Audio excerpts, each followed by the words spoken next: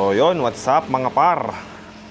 For today's video ay papakilaman na naman natin tong Dio natin, no? So dito nga pala tayo sa shop ni Boss Papong. So ang gagawin natin ngayong araw ay mangangalikot ng Dio. So dinala ko na dito yung black na TWH. Yan. Bali ang sukat nito ay 50 mm.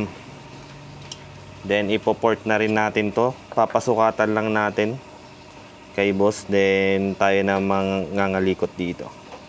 Bahala na par.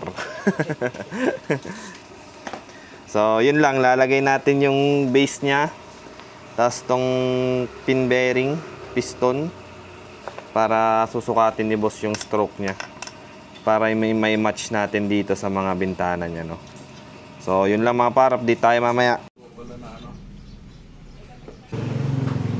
Kabit na natin tong kanyang pin bearing at piston.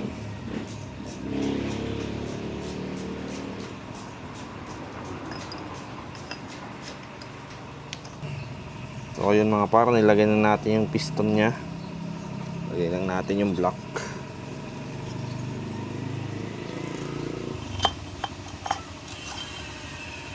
Yan o.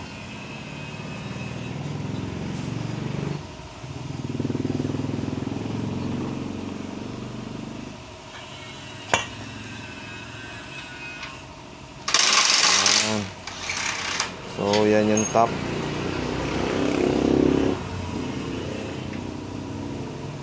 Yung bottom nyo.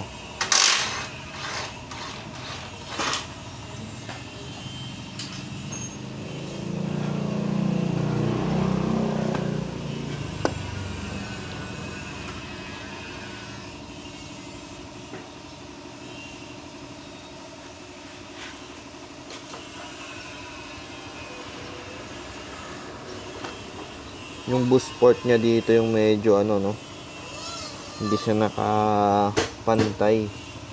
Ayan, no.